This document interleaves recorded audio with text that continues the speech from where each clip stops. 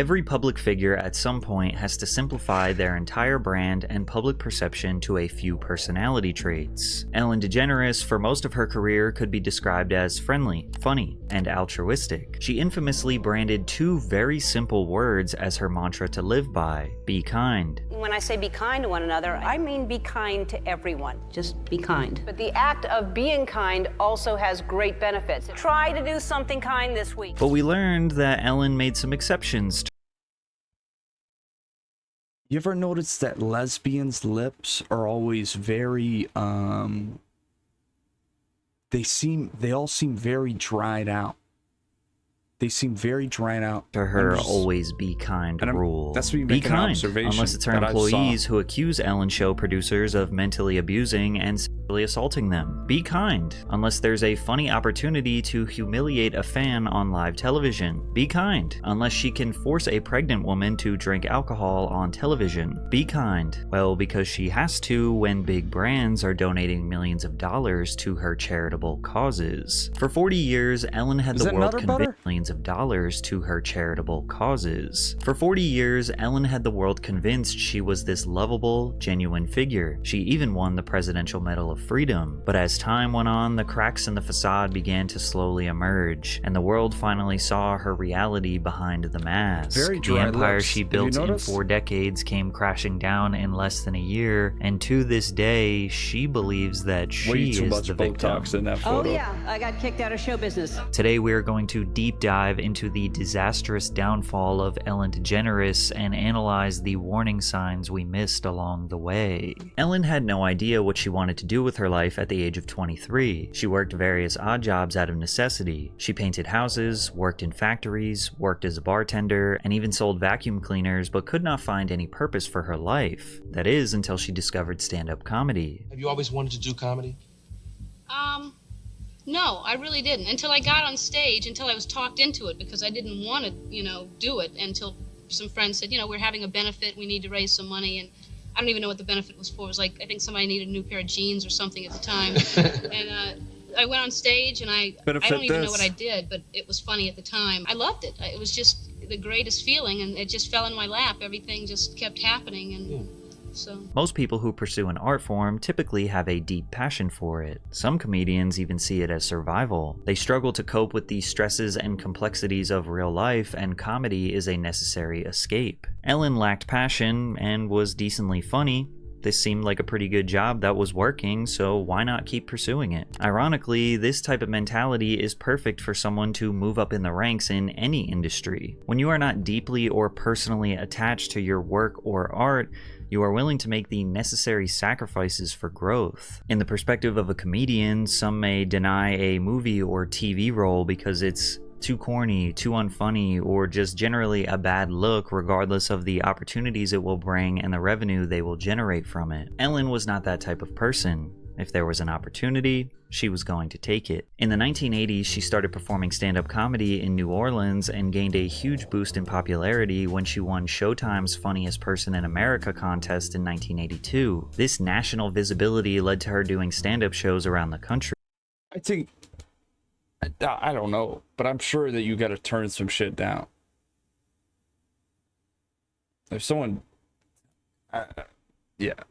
I'm sure you gotta turn some shit down. In the 80s, doing a set on Late Night with Johnny Carson or David Letterman was a rite of passage for comedians. It was seen as a major milestone that often led to a professional career in comedy. In 1986, Ellen got her opportunity. That whole fitness thing runs in my family, though, I think. My grandmother started walking 5 miles a day when she was 60. She's 97 today, and we don't know where the hell she is.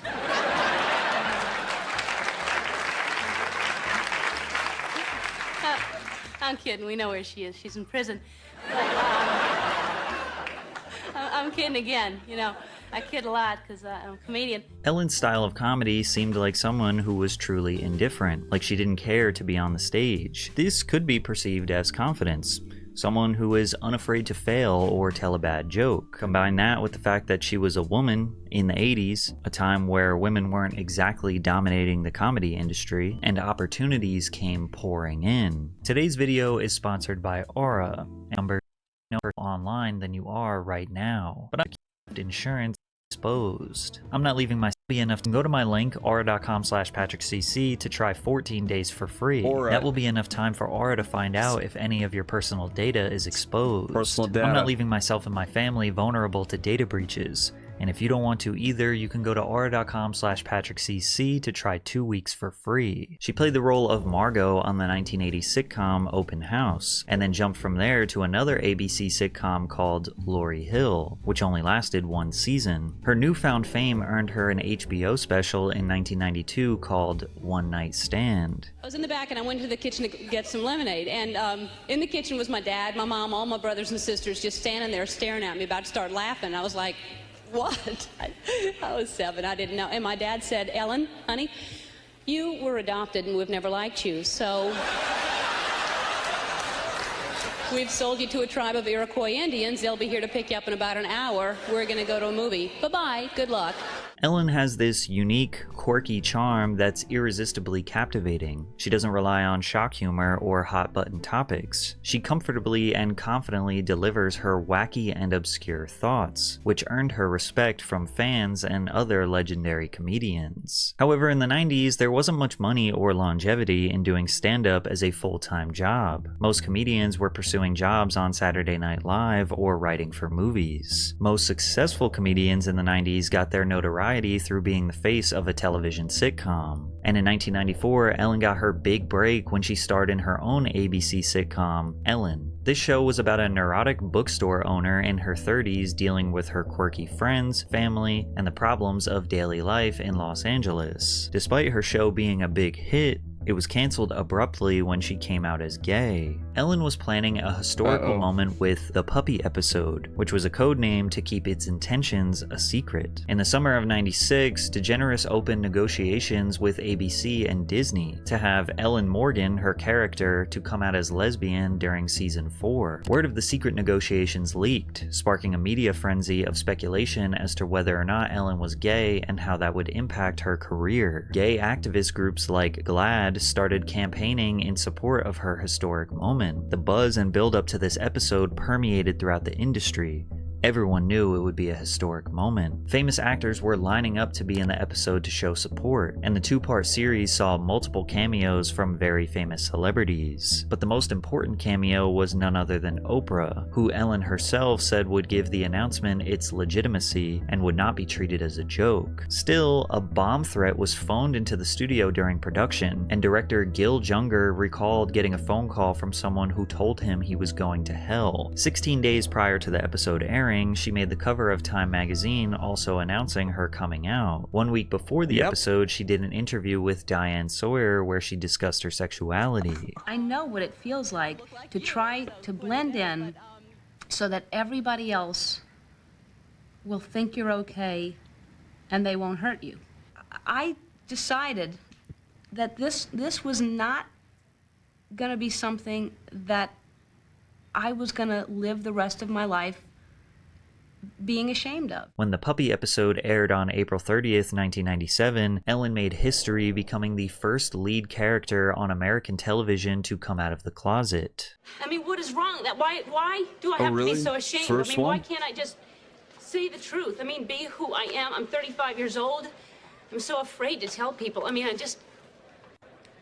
Susan, I'm gay. This episode was the highest rated episode of any show on the network in 1997, drawing an astounding 42 million viewers. That's good. The very same day when that episode aired, she did a sit-down interview with Oprah where they discussed in detail the process of her coming out. Despite the historic moment, the show's advertisers were dropping like flies. Chrysler, McDonald's, Coca-Cola, JCPenney, Domino's, Ford, and General Motors all decided to stop advertising on The Ellen Show because of this episode. And after the Puppy episode, Ellen's ratings began to dwindle, and 1 year later, ABC canceled the show. Entertainment Weekly put her on their cover in a similar pose to the iconic Times cover, but this time the caption was, "Yep, she's too gay." Ellen began making public appearances alongside her girlfriend and actress Anne Heche. She was officially public appearance cover.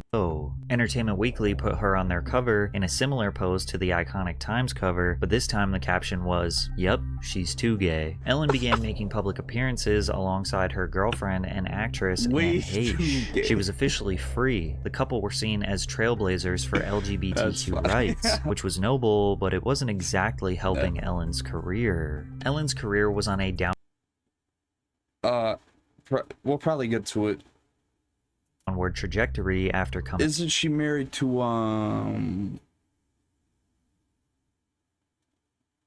who's the mom on Arrested Development? Who's the mom?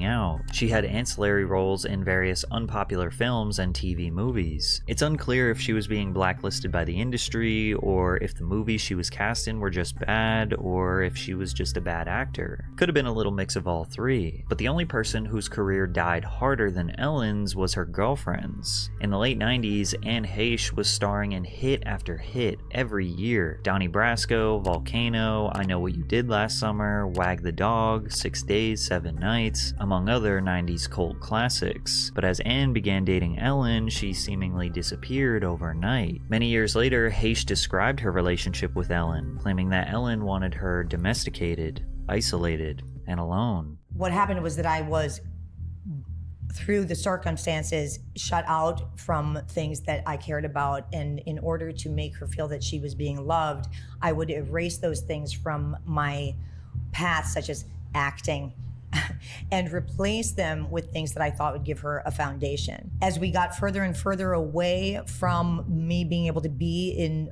public the way that would please, I began getting further and further away from my friends and my friendships.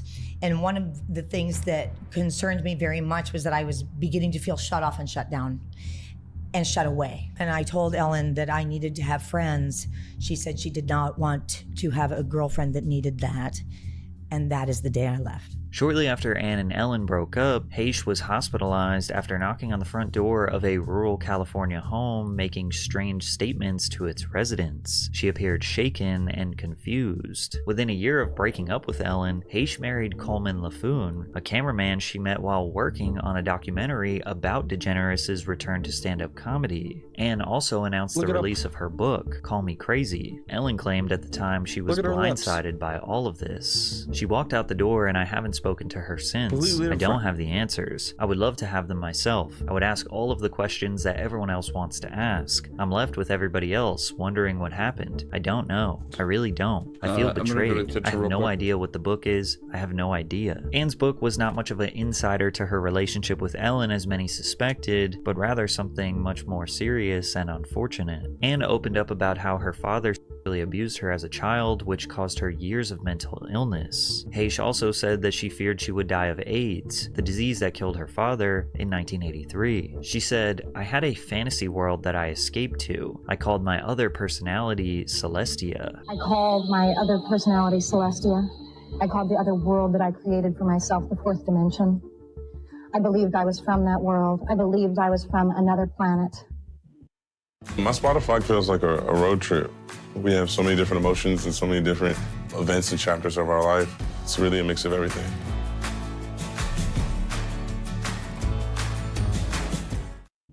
I think I was insane. Anne struggled with her mental health publicly for many years after their breakup. She also struggled with substance abuse. At the time, most people sided with Ellen and just said that Anne was the crazy ex-girlfriend. Some people even claimed that Anne was blacklisted because of Ellen. But Anne Heche was in 40 movies and had more than 15 regular roles on various episodic series for the rest of her career. She was getting jobs and remaining active, just none of her performances outshined her 90s roles. After the breakup, Ellen released her second major stand-up special, The Beginning, which was symbolic of a restart in her career. When you are down there, there are times you do not believe you will ever get up again.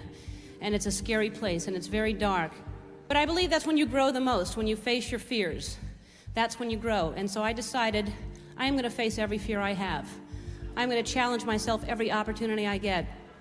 People always try to make you feel better. They say, oh, there's nothing to fear but fear itself. Okay, great. Now I'm scared of fear. Thank you very much. I also decided to get rid of the need of approval. That is a strong addiction, the need of approval, isn't it? That I'm on the patch right now, actually. It releases small doses of approval until I no longer crave it, and I'm going to rip it off. However, she seemed to slightly lose that off-the-wall, self-deprecating, and slightly dark humor. Many jokes became metaphors for societal change that resulted in clapter. Clapter is when you make a really good point and everyone claps, but they're not laughing because what you said wasn't funny. It was just something that you believe. She had a slight resurgence in 2001 with the launch of her second sitcom, The Ellen Show. Unfortunately, due to low ratings, the show was canceled after just one season. And just when things were looking bleak for Ellen, in 2003, her career drastically changed. She voiced the character of Dory in Pixar's Finding Nemo, which secured $871 million in the worldwide box office, becoming the second highest grossing film of 2003 and holding the record for the best-selling DVD release of all time with over 40 million copies sold. She launched her third comedy special, Here and Now, which is considered by many to be her best comedy special in her catalog. Ellen was a comforting, silly, relatable, and kind comedian. She never punched down. She didn't talk about race, religion, politics, or anything that could be deemed as controversial. There was nothing dark or edgy about her set. It was mostly quirky, relatable humor. We're lazy. We have buttons doing everything for it. There's no physical activity attached to anything anymore. Even the garage door opener. We used to have to get out of the car and open up the garage door. Now there's a button you push, you know? And the car window. This became too much. I don't want to churn butter. I just want fresh air. We still use that gesture if we want somebody to roll their window down in traffic. We still use that, even though nobody's got it. Because we'd look like idiots if we did this. Ellen's relentless positivity, family friendliness, and desperation for a consistent career made her the perfect candidate as a talk show host. And on September 8th, 2003, the very first episode of The Ellen DeGeneres Show aired. Well, thank you.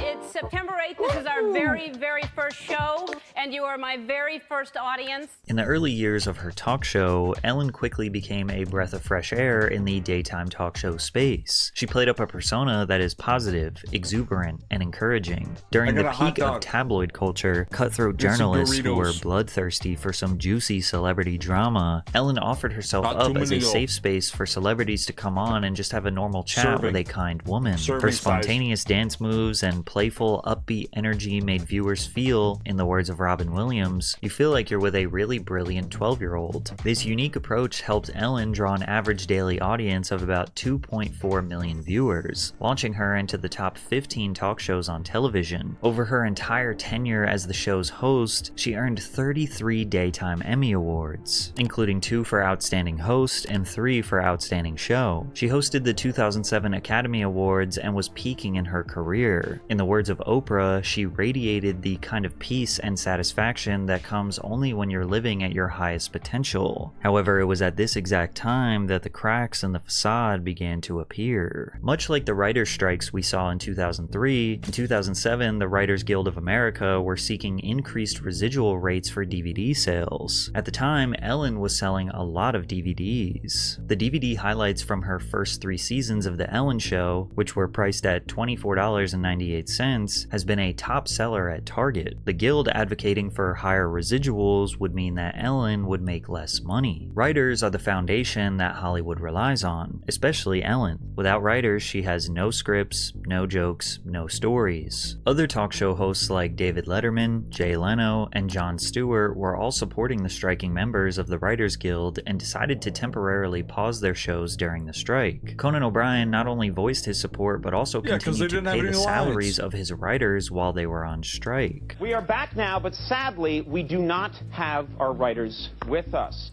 I want to make this clear. I support their cause. These are very talented, very creative people who work extremely hard.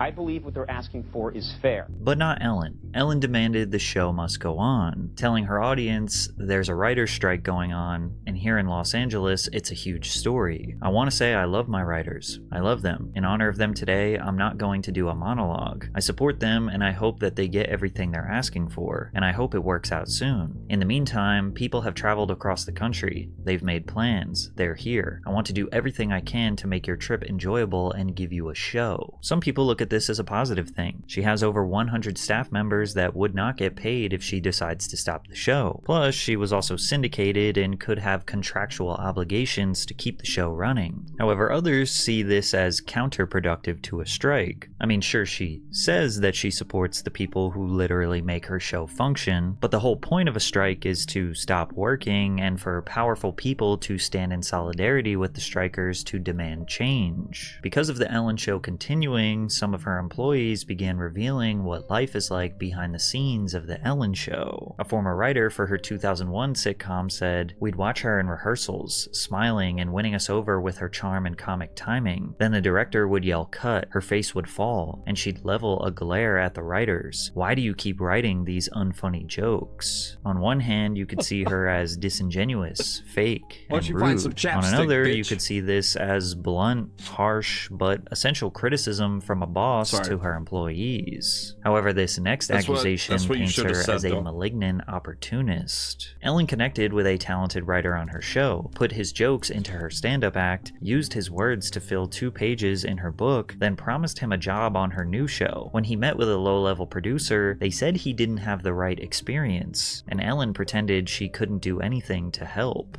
And remember, this was all the way back in 2007. Most people probably didn't know about these accusations, and even if they did, they probably wouldn't have believed them. Ellen was too graceful, too kind. Surely The Adventures of... Not Ellen. Surely Ellen wouldn't. I mean... Good golly. She is exactly the same way off screen. For the next 10 years, Ellen dominated the entertainment industry with no dents in her armor. In 2011, Oprah Winfrey's show officially ended, and it seemed like Ellen would take her spot as the queen of daytime TV. Although Ellen mostly covered entertainment, not much politics or social issues, she seemed to be the second best option to watch after Oprah's step down. Additionally, she and Jimmy Fallon were quick to use YouTube as a tool to grow their presence amongst the youth.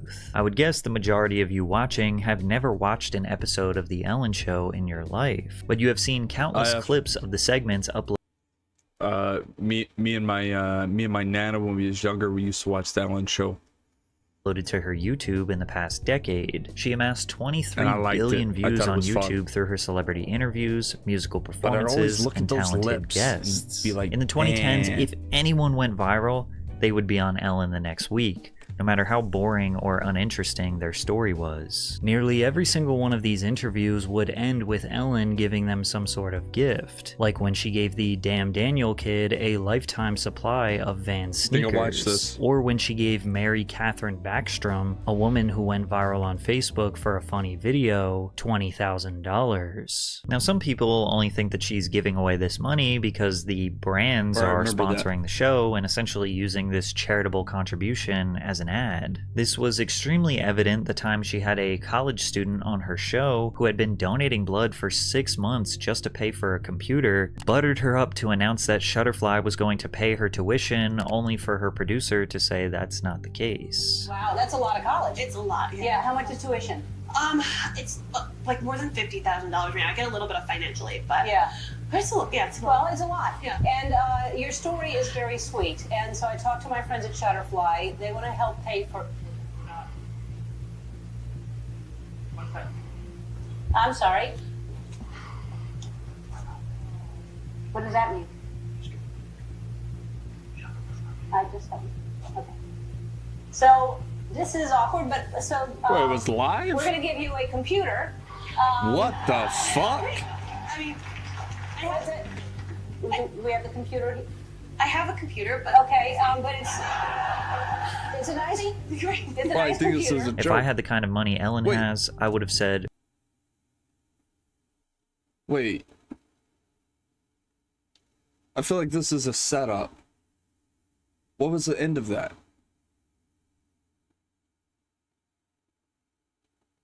This was like a setup to a skit. Like, she said she has a computer. Everyone's laughing. Like, they give her something else besides a fucking computer, right? At the end? Well, I made a mistake. Shutterfly isn't going to help pay your tuition, but I absolutely will. Then again, this is just one mishap amongst literally thousands. I absolutely will. Oh, she didn't say that. Then again, this is I've just seen the one quotes. mishap amongst literally thousands of charitable contributions Ellen has made throughout her career. It has been a large part of what makes her so loved. Ellen supports people and families who are facing difficult times, or those she feels need to be recognized for their good deeds and hard work for their communities. After the devastating Hurricane Harvey in 2017 that tragically took the lives of 107 people, Ellen, Walmart, donated $1 million to J.J. Watt's relief fund for the victims. Walmart and Ellen also gave all of these girls 4-year full-ride scholarships to university. We've never done anything this big before. We reached out to the people at Walmart, and they want to give each one of you a 4-year scholarship. Ellen and Shutterfly gave $22,000 to pay the student debt of a Sudan refugee who taught herself English by watching Ellen. She was also very passionate about wildlife conservation. I am determined to do something about this. I am posting this picture on Instagram.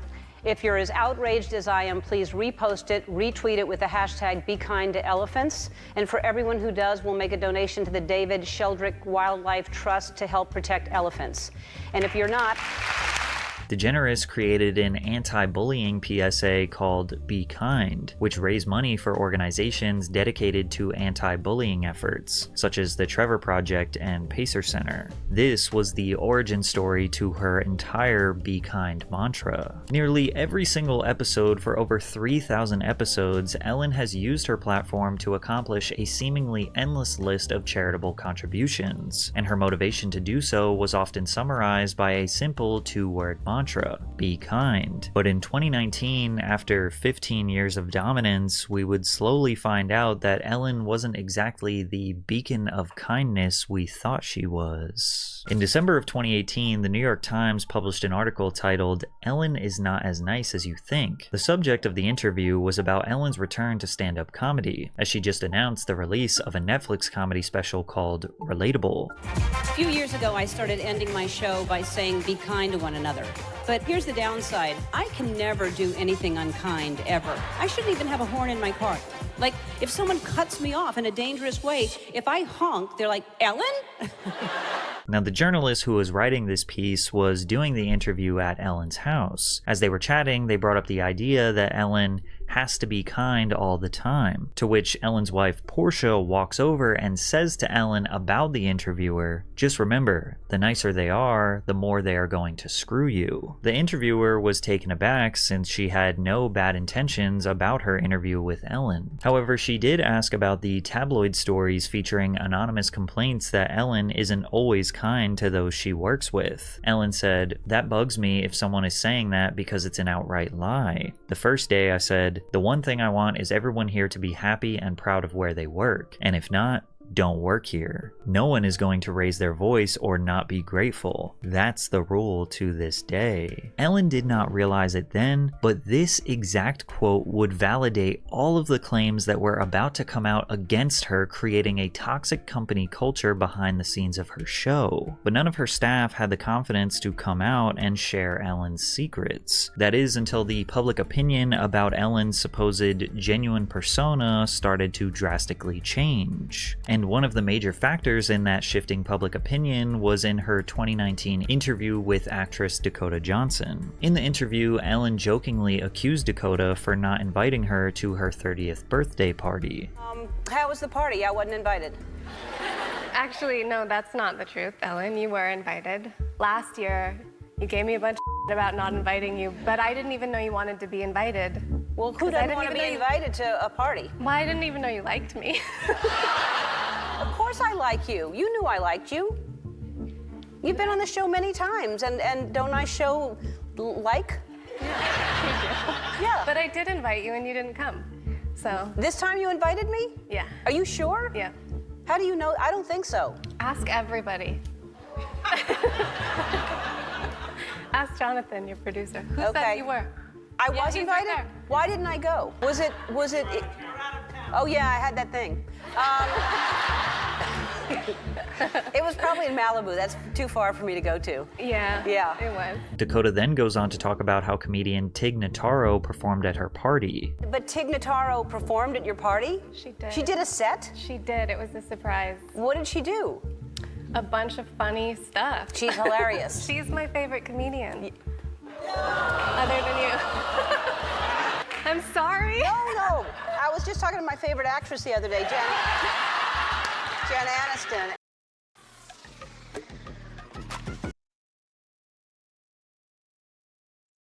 This interview is so passive. Yeah. It is. Aggressive. Narcissists don't like it when you call them out. Now, some people felt this could have been a pre-rehearsed conversation exaggerated for the sake of comedy, as many daytime talk show celebrity interviews are pre-rehearsed and calculated. However, other people on Reddit and Twitter, as well as mainstream publications, began resurfacing old interview segments that seemed to challenge Ellen's kind reputation, like her 2013 interview with Taylor Swift, where she continuously pestered her about the men that she has been dating. Very happy. You were here with your boyfriend, Zac Efron, last time. How's he doing? We actually never dated. Yes, you did. So when you probably talked to him earlier today, how's he doing? I don't know. I haven't talked to him in a while because we didn't date. Yes, you did. Why do you deny it? Because we didn't. Oh, okay. Which song is about Zac on the new CD? There's nothing really about Zac on the CD because we didn't date. All right. So, yeah. Okay. Taylor was visibly uncomfortable but continued to laugh off Ellen's pushiness, until they played a game where Taylor had to tell the audience which men on the screen she dated and wrote her songs about, before she screamed at Ellen to stop.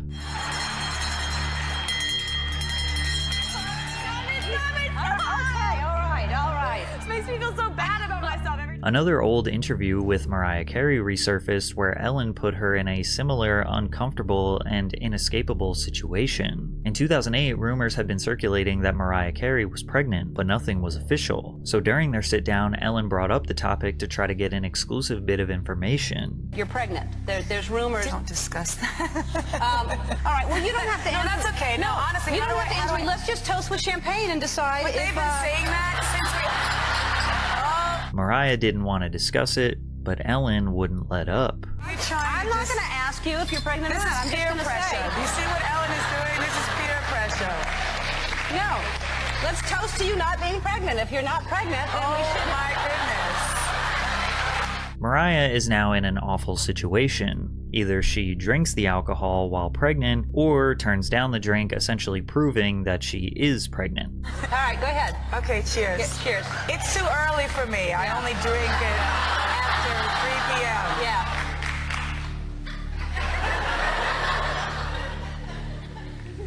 You're pregnant. Mariah pretended to drink the alcohol, which essentially forced her to make the announcement that she was pregnant. What makes this even worse is that just weeks later, Mariah Carey had to announce her tragic miscarriage to the media following her Ellen moment. Carey confirmed that she was pregnant at the time of the interview, but miscarried soon after. "I wasn't ready to tell anyone because I had a miscarriage. I don't want to throw anyone that's already been thrown under any proverbial bus, but I didn't enjoy that moment." But it wasn't just celebrities. Ordinary people and audience members were often put in extremely uncomfortable and awkward situations. Like on one episode when Ellen set up a free merchandise table for her audience members. Each person was instructed to take just one item to test how honest her audience was. Well, one woman, Nancy, took a mug, walked away, then returned to the table to take a pin and a shot glass, and Ellen played the footage in front of the entire audience.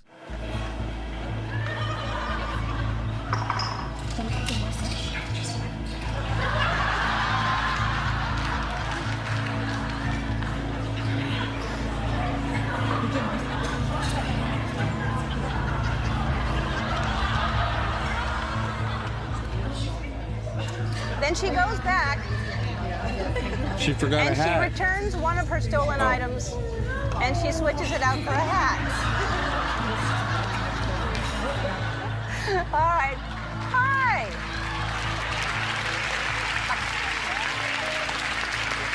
So, look, I like that you like the product so much that you wanted to bring one back for your sister. But now, when you go like to Costco or you're the kind of person, like when you go trick-or-treating and nobody's home, you don't just take you take the bowl. You just walk away. No. No. Ellen shamed the woman for taking 2 extra pieces of overpriced merchandise that was likely made by child labor and then set up a jail to put the woman in. Sorry, that's embarrassing and everything, but let that be a lesson to you, because you think It is. you think nobody's watching you, and you just need to be a good person just because you want to be a good person. You go sit in that Ellen jail over there right now. No, you'll steal stuff back there. Come here, this way.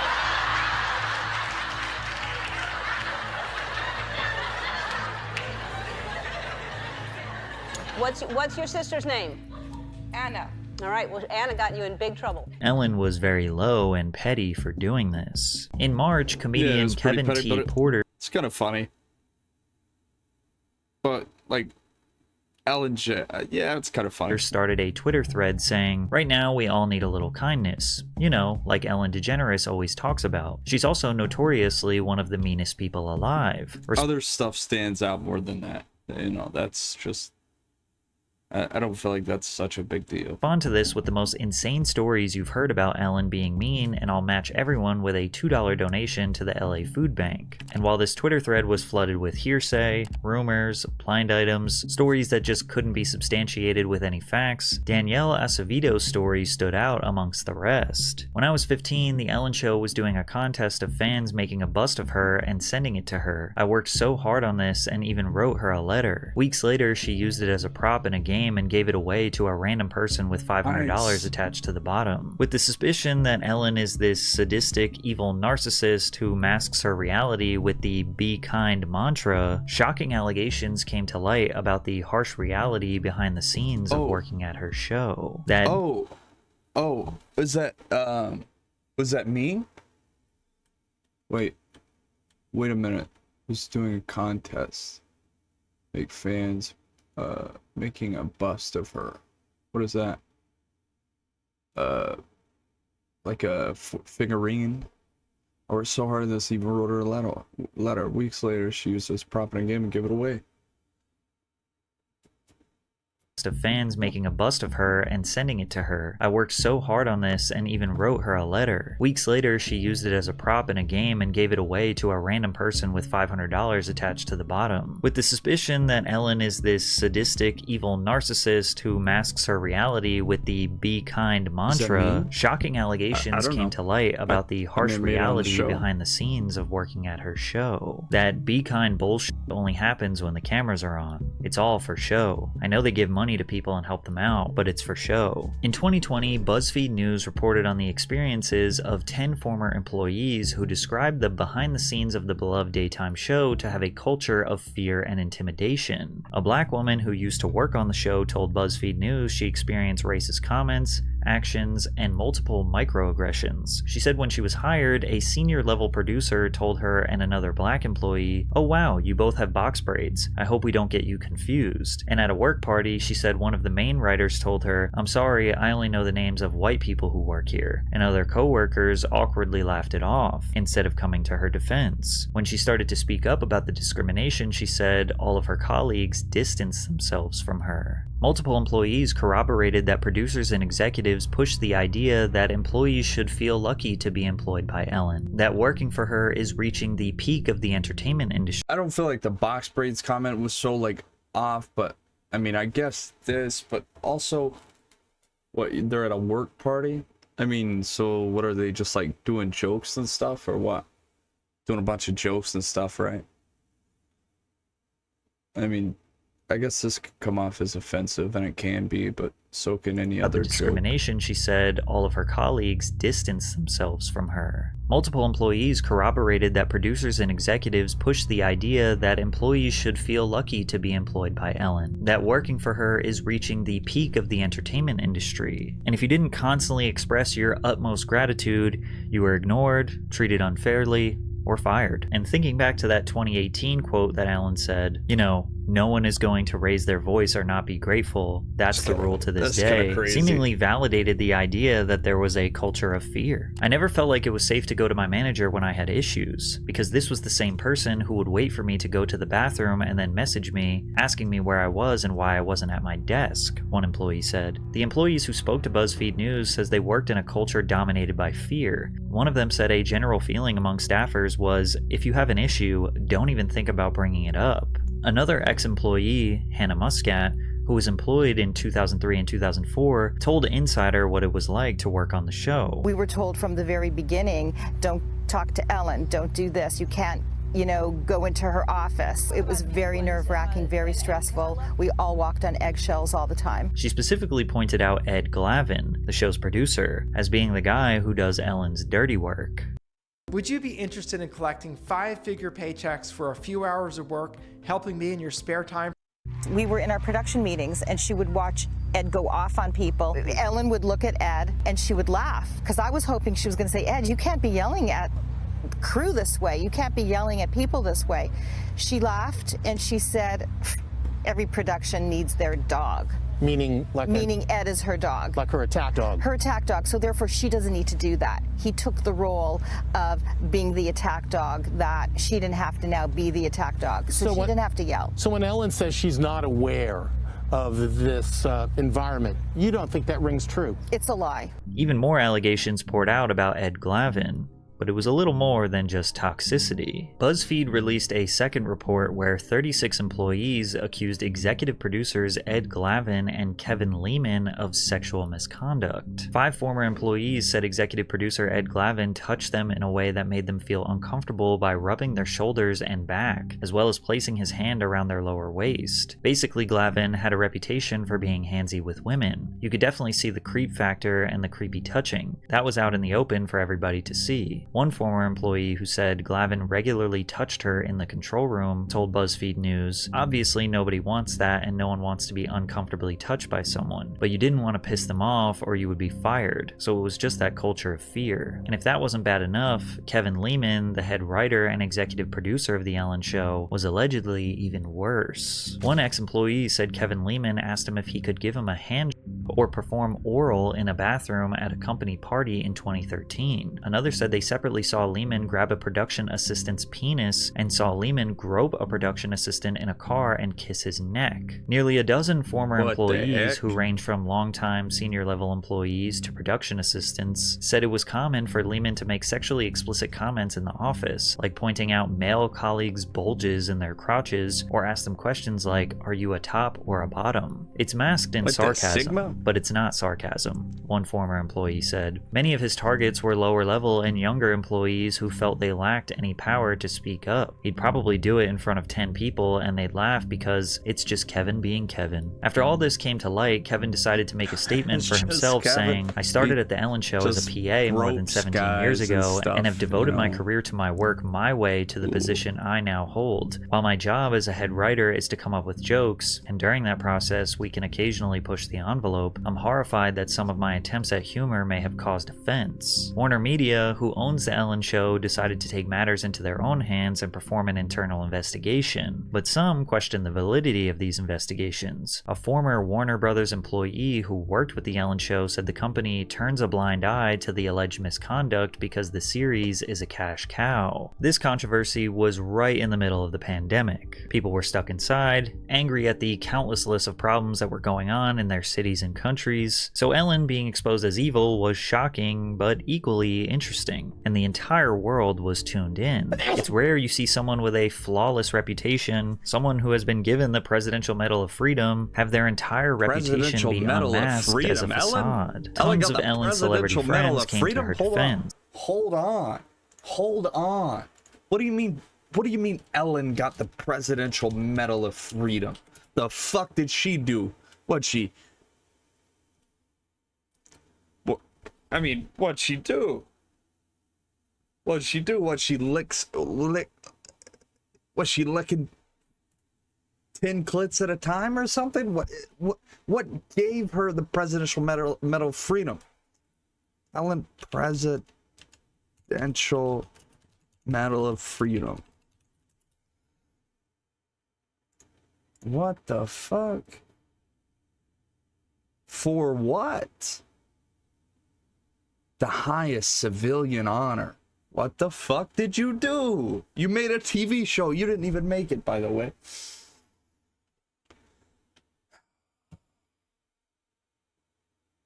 What?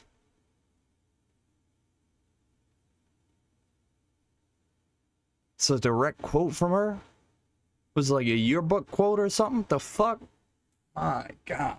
Katy Perry, Diane Keaton, Ashton Kutcher, Jay Leno, Kevin Hart, and Kris Jenner all took to social media to say, "I stand with Ellen," or praise her for being kind, honest, and courageous. But many people didn't really care how Ellen treated her rich celebrity friends, as it was her hardworking employees that were the ones being allegedly abused behind the scenes. Ellen's first public acknowledgement of the controversy came from a letter to her staff, which was later shared with the media. In that she writes, "My name is on the show and everything we do, and I take responsibility for that. Alongside Warner Bros., we immediately began an internal investigation, and we are taking steps together to correct the issues. As we've grown exponentially, I've not been able to stay on top of everything and relied on others to do their jobs as they knew I'd want them done. Clearly, some didn't. That will now change, and I'm committed to ensuring this does not happen again." A few days later, she would post a direct apology to the rest of the world. I am so sad, and I am so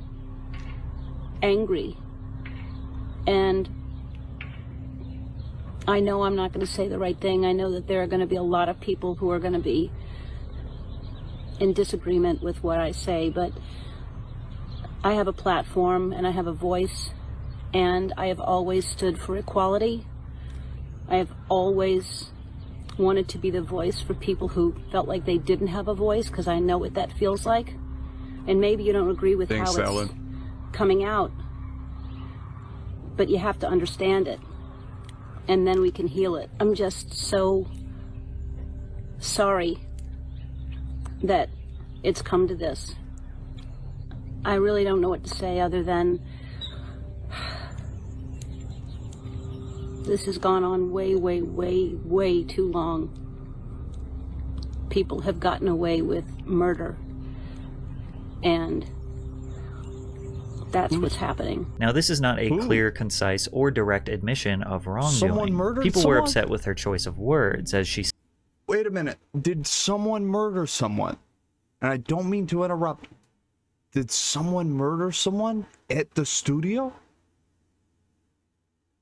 said, "Sorry, it has come to this." Additionally, using idioms like "get away with murder" in a weird way downplays the situation, because she recognizes something horrible is happening under her command, So but no does one not murdered specifically anyone. say what it is. But she is being vague for legal reasons. After Warner finished their internal investigation, 3 senior executive producers, Ed Glavin, Interesting. Kevin Lehman, and co-executive producer Jonathan Norman, were all fired. Although they never admitted that any misconduct actually occurred, firing them was seemingly a strategic attempt to save face. They were never sued, tried, or found guilty of committing any crimes. Every new season of The Ellen Show opens with a monologue. The one opening season 18 contained yet another apology. Let's get to it. As you may have heard, this summer there were allegations of a toxic work environment at our show, and then there was an investigation. I learned that things happened here that never should have happened. I take that very seriously, and I want to say I am so sorry to the people who were affected. I know that I'm in a position of privilege This and was during power, and I COVID? realize that with that comes responsibility, and I take responsibility for what happens at my show. We have had a lot of conversations over the last few weeks about the show, our workplace, and what we want for the future. We have made the necessary changes, and today we are starting a new chapter. There were also articles in the press and on social media that said that I am not who I appear to be on TV. The truth is, I am that person that you see on TV. I am also a lot of other things. Sometimes I get sad, I get mad, I get anxious, I get frustrated, I get impatient, and I am working on all of that. I don't think that I'm that good that I could come out here every day for 17 years and fool you. This is me, and my intention is to always be the best person I can be. And if I've ever let someone down, if I've ever hurt their feelings, I am so sorry for that. Everything about this is so manipulative. The outfit, the tone, the jokes, the speech. I don't like apologies that include "if I hurt you," "if I offended you," if is not taking responsibility. But things got even worse for Ellen. In May of 2021, she announced that she would be... I thought that was a pretty good apology, although I find it weird they do it in the middle of COVID where no real people are in the audience and you're just staring at like the TV screens and cameras. I think that's kind of weird. Ending the Ellen DeGeneres show after its 19th season. This came after months of speculation about whether the show could even survive the controversy and the declining viewership, which dropped by over 40%. In her announcement, Ellen framed her decision as a creative choice, saying that after 19 years, the show was no longer a challenge for her. She denied that the ending of the show was due to the drastic drop in viewership. The ratings are down for this show. They're down for every talk show. Right. To be fair. Yep. But more for this one. Mm-hmm. Does that factor into any of this decision? It's more for this one because we had further to fall.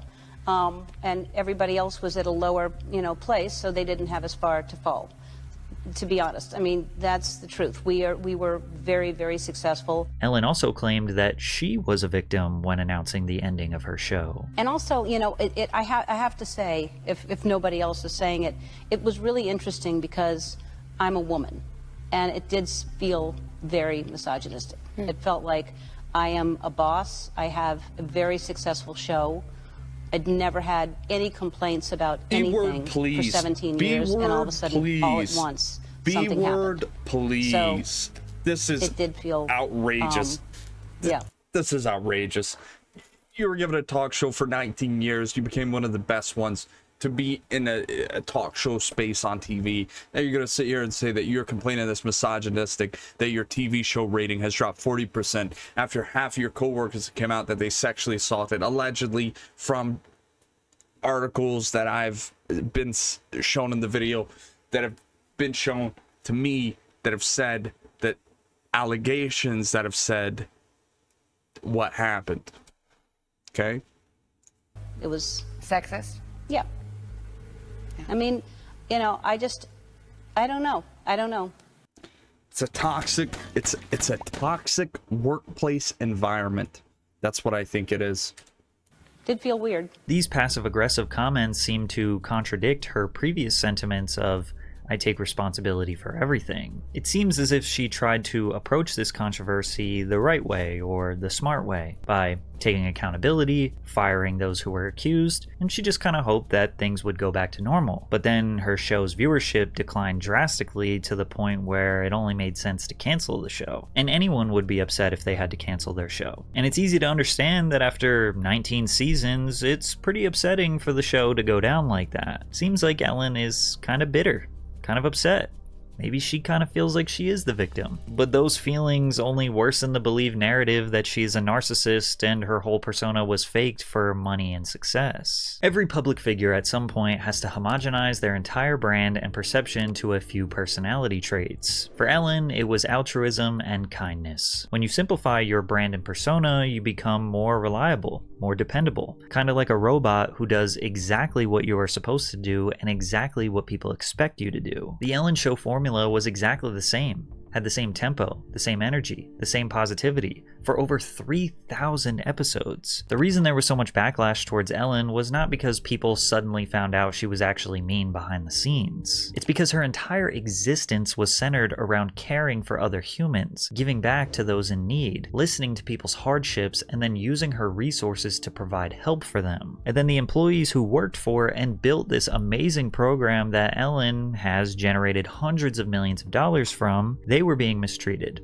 not listened to, and potentially at worst sexually assaulted. Therefore, her opposers felt that that was an obvious sign that her entire persona was all just a facade for money, whereas others think that the employees could be over-exaggerating. The accused were never found guilty of any crimes, and working on a major TV production is going to be hectic, stressful, with expectations for a high performance. Plus, when the allegations came up, she seemingly handled it as professionally as possible. She did an investigation, fired the 3 accused producers, and established new protocols that would make sure that everyone on the staff would be treated with respect. She seemingly took responsibility and made the changes. what more can she do? They say that even if Ellen's persona is fake, her good deeds and charitable contributions are still a net positive for society, regardless of the intentions behind them. After her show officially ended, Ellen had remained silent for the past few years. However, tomorrow, September 24th, she's releasing her final comedy special, For Your Approval, on Netflix. And doesn't that name sound a little bitter? For Your Approval. When announcing the special on Instagram, she wrote in the caption, "To answer the questions everyone is asking me, yes, I'm going to talk about it." Oh yeah, I got kicked out of show business. Yeah, the Be Kind girl wasn't kind. That was the headline. Here's the problem. I'm a comedian who got a talk show, and I ended the show every day by saying, be kind to one another. Had I ended my show by saying, go fuck yourselves.